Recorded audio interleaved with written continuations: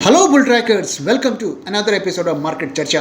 दोस्तों, मार्केट में कई दिनों से हमें तेज़ी देखने को मिल रही है और इस तेज़ी के बारे में हम लगातार बात कर रहे हैं कि क्या इसके कारण है। और कारण क्या है दोस्तों, आप जानते हैं एफआईआईज़ की स्ट्रॉन्ग बाइंग, जो कि सडनली एग्रेसिवली बाइंग करना शुरू कर दिए हैं। लेकिन अगर आप देखिए, म्यूचुअल फंड्स जो हैं वो अब नेट सेलर बन गए हैं और काफ़ी जो है स्ट्रांगली सेलिंग कर रहे हैं। इनफैक्ट अप्रैल के महीने में तो उन्होंने रिकॉर्ड तोड़ सेलिंग की। तो मार्केट 18,000 के ऊपर चला गया निफ्टी, और वहाँ पे न सिर्फ गया बल्कि वहाँ पे सस्टेन भी कर रहा है और हर गिरावट के बाद न्यू हाइस को टच कर रहा है। लेकिन क्या हमारे कंपनीज, हमारे जो टॉप कंपनीज हैं, उनकी अर्निंग्स भी इस निफ्टी के मूव को सपोर्ट कर रही हैं? क्या ऐसा तो नहीं कि मार्केट अलग डायरेक्शन में जा रहा है और अर्निंग्स और नेट प्रॉफिट का ट्रेंड अलग डायरेक्शन में जा रहा है? आइए इसको थोड़ा समझते हैं, क्योंकि अल्टीमेटली आप देखिए, markets are driven by fundamentals. Liquidity जो होती है वो कुछ महीने तक चलती है या कुछ साल तक चलती है, लेकिन जब बिना फंडामेंटल्स के लिक्विडिटी आती है तो वो मार्केट को जिस रफ्तार से ऊपर लेके जाती है उसी रफ्तार से गिराती भी है। तो इसलिए जो है हमें फंडामेंटल्स और कंपनी के फंडामेंटल्स को समझना बहुत ज़्यादा ज़रूरी है। तो आइए पहले हम देखते हैं कि हमारी टॉप कंपनीज का जो अर्निंग का ट्रेंड पिछले क्वार्टर में कैसा रहा। तो दोस्तों, आपको जो स्क्रीन पर चार्ट दिख रहा है, इसमें आपको दो चीज़ें मैं आपको दिखा रहा हूँ। पहला जो है नेट सेल्स का आपको ट्रेंड दिख रहा है, जो कि वर्टिकल बार्स हैं, और ऊपर में जो आपको लाइन दिख रही है वो नेट प्रॉफिट की है। और ये हमने 5 क्वार्टर्स का ट्रेंड आपको दिखाया है। दोस्तों, जो लोग नए हैं इस फील्ड में, उनकी जानकारी के लिए मैं बता दूं कि जो नोटेशन होता है Q4 FY23, इसका मतलब होता है कि चौथा क्वार्टर फाइनेंशियल ईयर 2023 का। तो फाइनेंशियल ईयर 2023 कब शुरू होता है? वो 2022 में शुरू होता है, यानी कि 1 मार्च 2022 से लेकर जो है 31 मार्च 2023। जैसे कि हम जब इनकम टैक्स भरते हैं, हमारा जो फाइनेंशियल ईयर होता है ये वही होता है। और जो साल के 4 क्वार्टर्स होते हैं उसके लिए हम Q1, Q2, Q3, Q4 करते हैं। तो क्वार्टर 4 FY23 मतलब जो है 2023 का चौथा क्वार्टर, यानी कि जनवरी महीने से लेके मार्च, ये 3 महीने का वो परफॉर्मेंस है। इसी तरीके से आप देख सकते हैं कि पिछले 5 क्वार्टर का हम यहाँ पर आपको ट्रेंड दिखा रहे हैं। तो इसको देखकर हम क्या इंटरप्रिटेशन कर सकते हैं? तो जब भी हम किसी कंपनी का रिजल्ट या किसी भी तरीके की फाइनेंशियल परफॉर्मेंस को हम एनालाइज करते हैं, तो हम एक तो करेंट क्वार्टर से पिछले साल के उसी क्वार्टर को कंपेयर करते हैं। ये पहला कंपैरिजन होता है।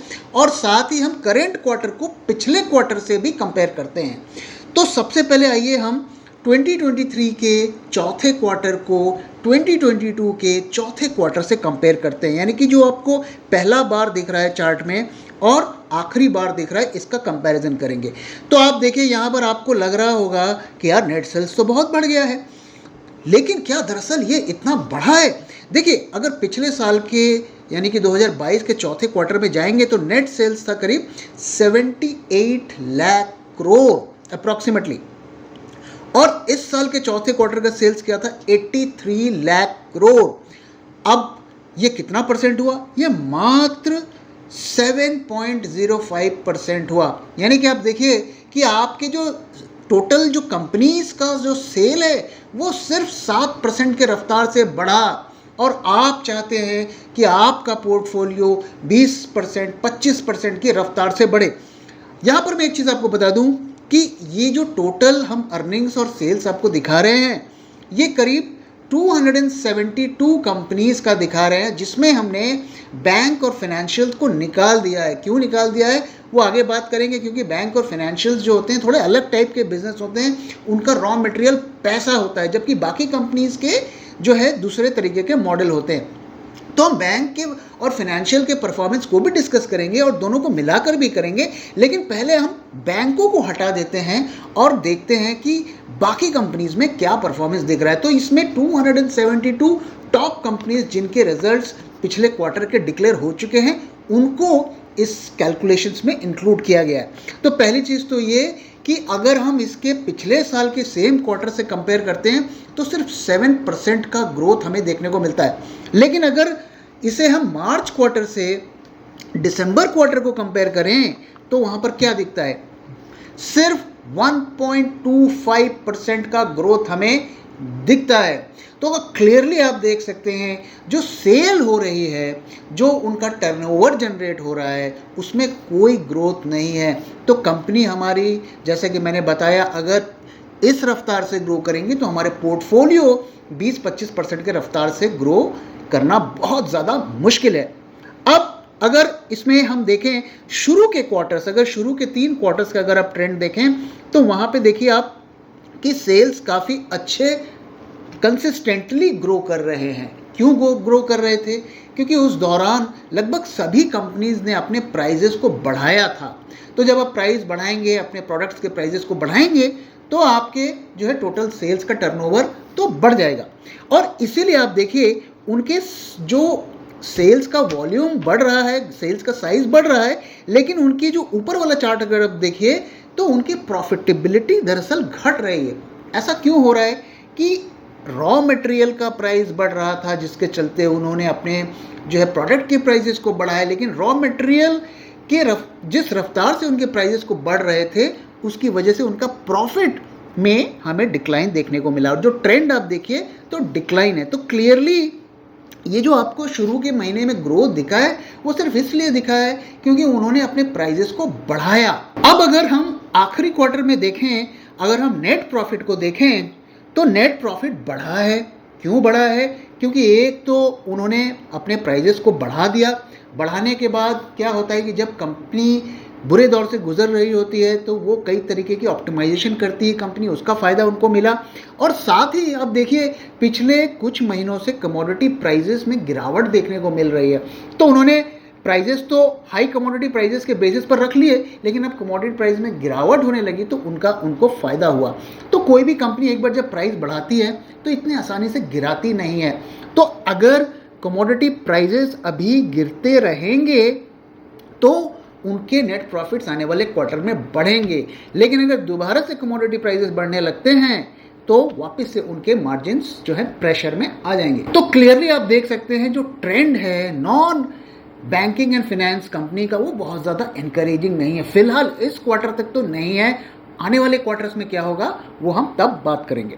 अब आइए अगर हम बैंकिंग और फाइनेंस को मिला दें तो हमें क्या देखने को मिलता है। तो अगर हम बैंकिंग और फाइनेंस दोनों को मिला देते हैं तो ईयर ऑन ईयर अगर हम इस क्वार्टर से पिछले साल के क्वार्टर को कंपेयर करें तो मात्र 2.3% का ग्रोथ है, जो कि वर्स्ट है 2020 के बाद। तो ये जो अर्निंग इतने सारे प्रेशर में है उसकी वजह क्या है? उसकी वजह है कि जो ये इंटरेस्ट रेट्स बढ़े उसकी वजह से जो है कंपनी के जो इंटरेस्ट कॉस्ट है वो काफ़ी ज़्यादा बढ़ गया।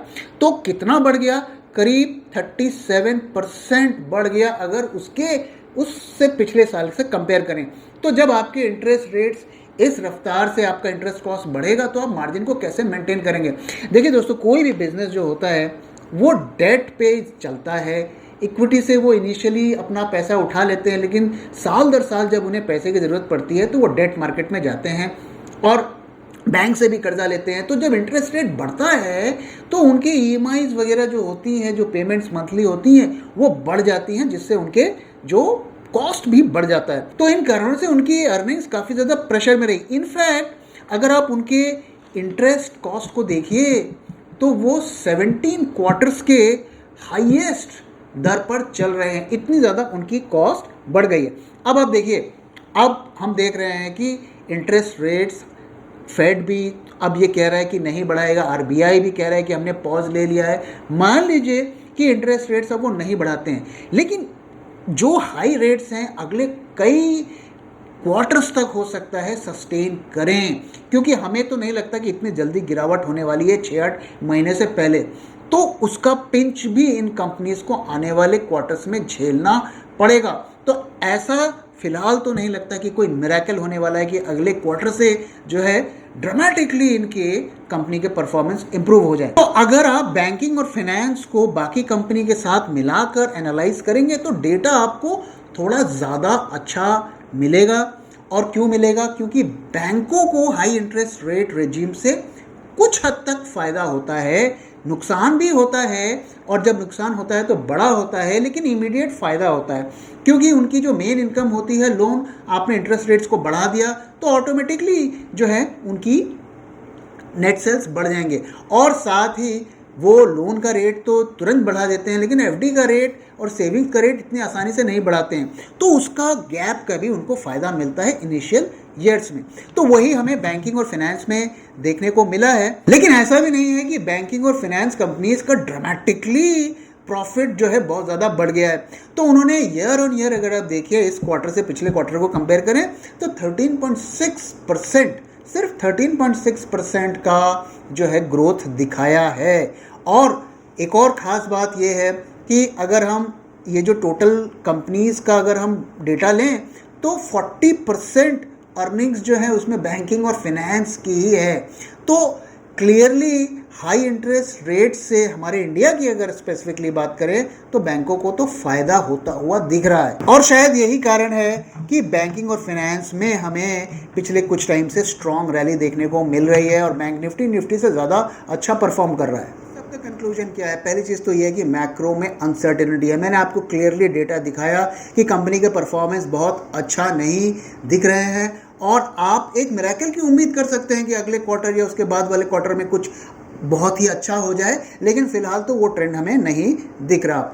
दूसरी चीज़ ये कि अगर आप देखिए तो काफ़ी ज़्यादा जो वॉल्यूम है वो प्रेशर में है, वॉल्यूम ग्रोथ हमें नहीं देखने को मिल रही है। आप नेट सेल्स बढ़ा सकते हैं क्योंकि आपने प्रोडक्ट के प्राइसेस को बढ़ा दिया, लेकिन जो वॉल्यूम आपने कितनी यूनिट्स को बेचा वो हमें क्लियरली हमें जो है प्रेशर में दिख रहा है।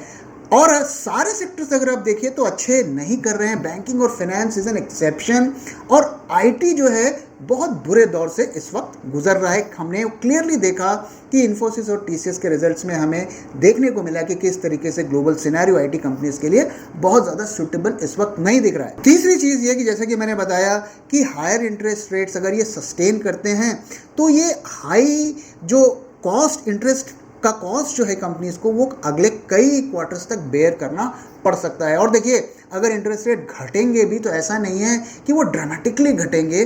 जिस तरीके से वो 0.25% जिस स्लोली बढ़ाया गया है उसी तरीके से बढ़ाए जाएंगे।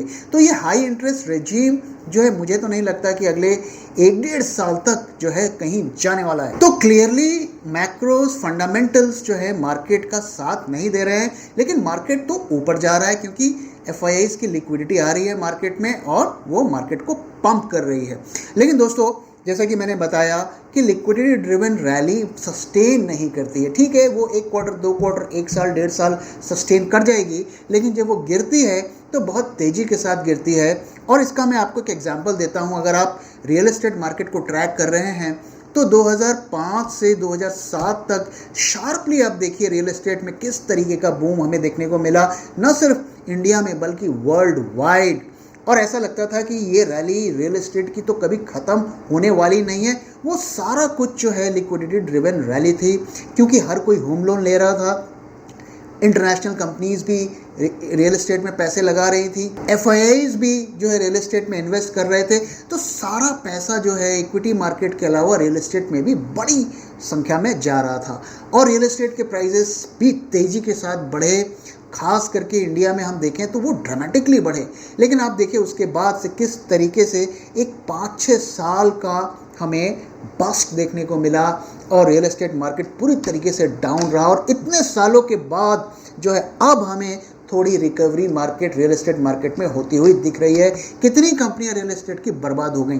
तो लिक्विडिटी ड्रिवन रैली जो है वो रिलायबल नहीं होती है, सस्टेन नहीं होती है। अगर हम मार्केट में एक लंबा बुल रन देखना चाहते हैं तो कंपनीज को अच्छा परफॉर्म करना पड़ेगा, और कंपनीज अच्छा नहीं परफॉर्म करेंगी तो हमें अपने इन्वेस्टमेंट्स को लेके बहुत ज़्यादा कॉशियस भी रहना पड़ेगा। तो आइए दोस्तों हम निफ्टी और बैंक निफ्टी की बात कर लेते हैं। और निफ्टी बैंक निफ्टी की बात करने से पहले दोस्तों मैं आपके साथ बुल ट्रैक क्लब 100 के बारे में बात करना चाहता हूं। मैंने कुछ टाइम पहले आपके साथ शेयर किया था कि ये एक ट्रेनिंग कम मेंटरिंग प्रोग्राम है जिसको मैं डिज़ाइन कर रहा हूं, और हम इस पर काफ़ी तेज़ी के साथ काम कर रहे हैं। मुझे उम्मीद है कि मैं जल्दी ही maximum by this month end मैं इस प्रोग्राम के डिटेल्स आपके साथ लेकर आऊँगा। और मैं आपके साथ ये अपडेट इसलिए शेयर कर रहा हूँ कि काफ़ी लोग मुझसे क्वेरी भी कर रहे हैं कि सर आप कब शुरू कर रहे हैं, क्या कर रहे हैं, तो मैं एक जनरल अपडेट आपको दे रहा हूं। दोस्तों ध्यान रहे कि ये प्रोग्राम जो है लिमिटेड लोगों के लिए है और हम टारगेट कर रहे हैं सिर्फ 100 लोगों के लिए, उससे ज़्यादा हम नहीं करेंगे, लेकिन कोशिश करेंगे कि हम इसे रोटेशन पर करें ताकि और लोगों को भी चांस मिले। तो अगर आप इंटरेस्टेड हैं तो प्लीज़ हमारे जो अनाउंसमेंट्स आने वाली हैं उनका ध्यान रखें। तो आइए अब चलते हैं निफ्टी बैंक निफ्टी की एनालिसिस करते हैं। दोस्तों पिछले कई दिनों से मैं आपके साथ शेयर कर रहा हूं कि मार्केट में हमें तेज़ी दिख रही है और तेज़ी जो है हमें एलियट वेव से पता चल रही है। तो एलियट वेव जैसा कि मैंने आपको एक्सप्लेन किया कि थ्योरेटिकली जो है 8 वेव्स में चलता है, जो 5 जो उसके प्राइमरी वेव्स होते हैं, wave 1, wave 2, wave 3, wave 4, wave 5 और उसके बाद ABC। तो ये हमारा जो है पहला वेव है और पहला वेव जितना बड़ा होता है उतना ही बड़ा स्ट्रक्चर होता है और जो इन 5 में से प्राइमरी वेव्स में जो सबसे बड़ी वेव होती है वो सेकंड वेव होती है। तो ये फर्स्ट वेव हुई और ये जो करेक्शन हमें देखने को मिला ये सेकंड हुआ और ये अभी हम थर्ड वेव में हैं। तो प्रैक्टिकली अगर हम बात करें, जैसा कि मैं पहले भी आपके साथ शेयर किया हूं, तो वेव 4, वेव 5, ABC की कोई गारंटी नहीं है। वेव 1, वेव 2, वेव 3 ये 3 जो है मिलते ही मिलते हैं और वेव 3 जो ये अभी चल रहा है, जो कि सबसे बड़ा वेव होता है, उसकी जो साइज मिनिमम जो है वेव 1 से बड़ी होनी चाहिए। तो वेव 1 का जो साइज है वो करीब 825 पॉइंट्स का है और यहाँ से अगर हम देखें तो कम से कम हमें 830 पॉइंट जो है मिलने चाहिए। तो इस हिसाब से ये जो करंट वेव है ये हमें मिनिमम 18,450 इस लेवल तक इसे हमें ले जाना चाहिए। और अगर हमें पूरे 5 वेव्स हमें देखने को मिलते हैं तो पहले जैसा कि मैंने आपके साथ शेयर किया वीडियो में कि हम 19,000 के ऊपर भी जा सकते हैं। फिलहाल ये कहना संभव नहीं है कि 19,000 के ऊपर जाएगा या नहीं जाएगा। अभी हम फिलहाल यही कह सकते हैं कि 18,450 के आसपास तक मार्केट जा सकता है। तो दोस्तों अगर हम लेवल्स की बात करें तो लेवल्स हमारे वही हैं जो मैंने आपको पिछले वीडियोस में शेयर किए थे। हमें 18,162 इससे ऊपर निफ्टी में बाय मोड पे ही रहना है और 43,401 इससे ऊपर बैंक निफ्टी में बाय मोड में ही रहना है। अगर आप इन लेवल्स को फॉलो कर रहे हैं तो डेफिनेटली आपको फ़ायदा हुआ होगा। तो दोस्तों इसी के साथ इस वीडियो को मैं यहाँ पे ख़त्म कर रहा हूँ। Thank you very much for your time and thank you for watching.